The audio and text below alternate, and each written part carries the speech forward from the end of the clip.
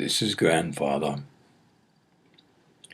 I want to give you a little pointer that will help you for January 11th, 2011. It's not complicated. It's pretty simple, but I feel it will help you to experience that day in the most benevolent way for you and to get the greatest amount out of 1/11/11 that you can. I have spoken here on YouTube about this a couple of times before, and you'll find that under 2011 predictions, for those of you who haven't seen that. But this is simply a warm-up that will help you not only for that day, but also in general for your life. Do you know that most people walk around and sleep and function in your daily life very often with bits and pieces of matter attached to them? I'm not talking about what you wash off when you take a bath, all right? I'm talking about spiritual or energetic matter. Everybody has wishes, hopes, and dreams and other feelings, and sometimes they have them so strongly that the energy from that just emanates. And when it's benevolent energy about something you desire that's benevolent, well, that's good energy, and it will only influence others in a good way. But sometimes, and you know how that is, you will have anger and other energies that come up, strong feelings, for various reasons. And that energy is not so good for others. And it will tend to create, unintentionally, harm or at least slow people down towards achieving what they wish to achieve, even in their day-to-day life. So I want to give you a little pointer, something I recommend you do every day at least once. It won't take long, and for the most part, you won't have to do that much. But after you request that this thing be done, you will need to be quiet, and that means turn the ringer off on your phone, all right? Or be someplace where there isn't a phone to disturb you. Try to make it the quietest possible time of your day if possible. So you can do this thing, which I will tell you about in a moment, and also try not to think while it's going on. Now, to get right to it, this has been posted on the written blogs before, and I may have mentioned it here on the YouTube Benevolent Magic channel, but I want to remind you about it again. I want you to, for your own sake, not for my sake, I want to suggest to you that you request clearing, all right? And I will suggest it in a specific way, because there are types of things that can become temporarily attached to your physical body that are energetic, that, as I said, could cause some disruption. Sometimes it's not just blobs of energy, so to speak. Sometimes it's even cords. I'll tell you how the cording happens. Sometimes you or somebody else might feel a strong need. If you feel a strong need that you cannot fulfill yourself, but it is urgent, sometimes you will send out an energy, and it's like a cord, you see? And that cord will just go out anywhere to try and find that energy that will support whatever it is you're trying to do or create. Other times, you will feel compassionate towards someone or something, and that's good, especially if you can do something about it. At the very least, you can say a prayer or a living prayer, and you know about that. But sometimes you will forget to request that the cord be cleared from you, and it might stay attached, and that's not always a good thing.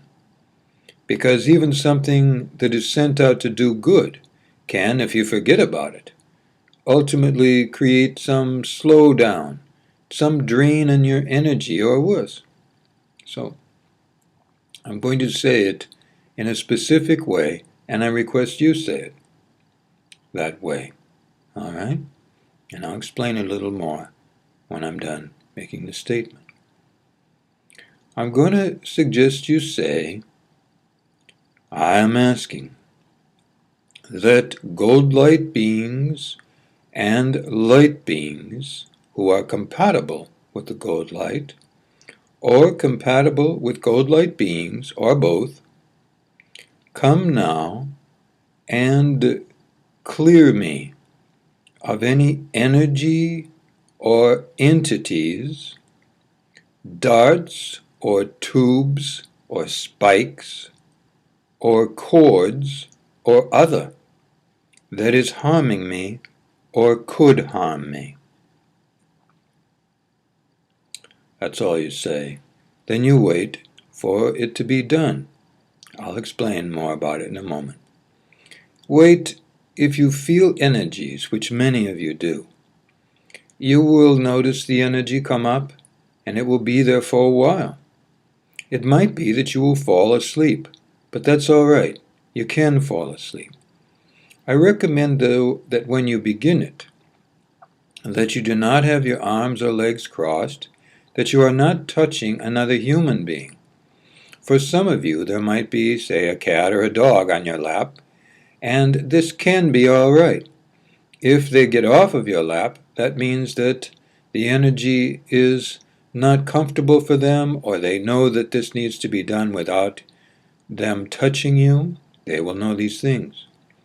Or they might simply stay on your lap. If they stay on your lap, the energy is completely compatible with them, and perhaps they will be cleared also, if necessary. Now, this is why I phrased it that way. Gold light beings and light beings, especially gold light beings, are also identified as angels. But the reason I didn't say angels is that very often that's identified exclusively with this or that religion.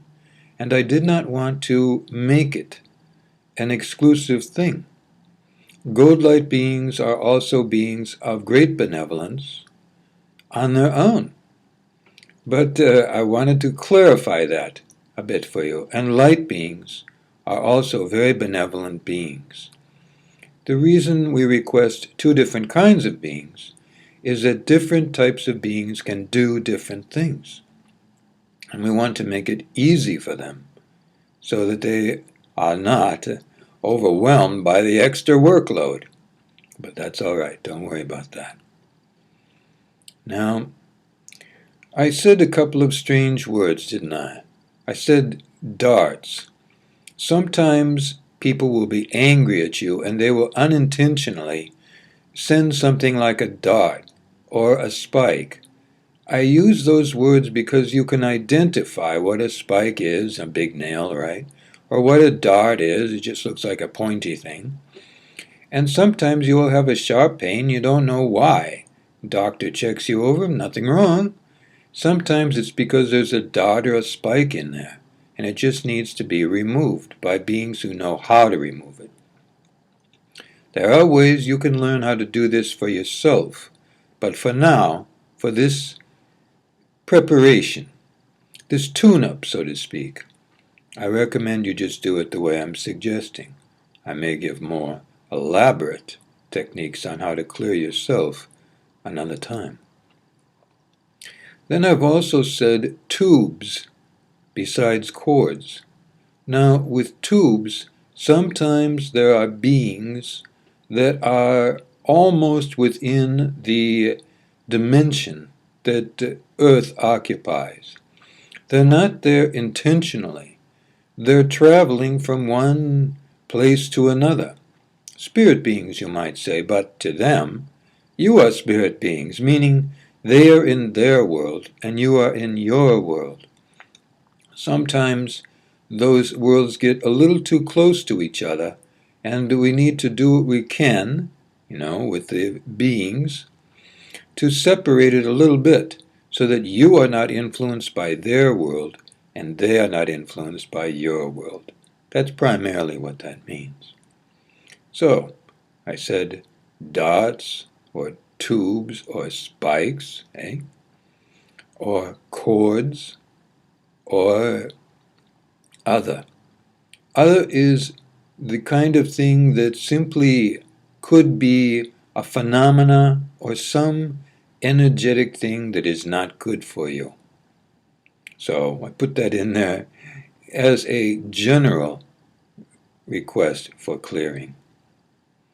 I was specific, though, because so many people have so many attachments to themselves because either others have sent them to you, sometimes even people you know and love, and given some moments that might be acceptable, but as a general rule, I don't recommend that you go around like that. Then you can walk around unconsciously with hundreds of cords attached to you, some of which you've sent out, some of which others have sent out, and you get more and more tired and exhausted and drained. So, this can make some of you susceptible when you're drained and exhausted. You know what I mean. Susceptible to this or that, or can even impact your health. So, I recommend you do this every day, at least once. It probably won't take any more than 20 minutes. If you don't feel the energy come up, and a lot of you won't, then just try to be quiet and think as little as possible, especially don't think anything that is harmful or destructive or angry, because that will keep them away. If you've noticed that you're feeling that, or that you are thinking that, don't get mad at yourself. Just do this.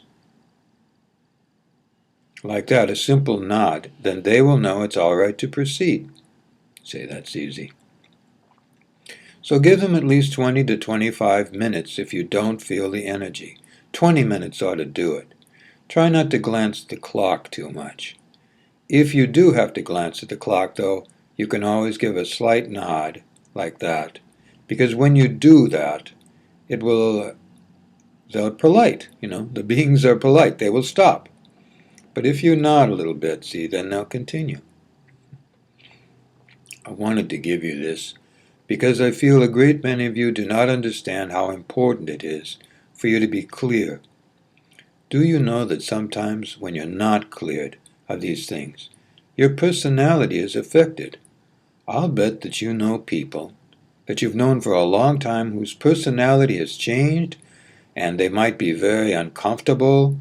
Sometimes you say negative, and you don't know why, and they don't know why. It's probably, at least part of it, aside from the circumstances of life, It's very possibly, and I'd say probably, to do with the fact that they need to be cleared. Many of you will be very surprised after you do this for yourself the first or second time, how much better you feel. You'll definitely feel more energetic. You'll probably sleep better, and lots of other good things. So I just wanted to give you this preparation for 1/11/11, even though I know some of you are actually in that calendar day, because I feel it will help. If you're in that calendar day now, then just do this as soon as you can, stepping away from your work or whatever, even for 5 or 10 minutes. That will help. And then when you get home or get to that quiet time of the day, you can do it again. All right? Try to do this once a day. It will really help. If you can't do it once every day, then try to at least do it 3 or 4 times a week. I don't think you'll regret it.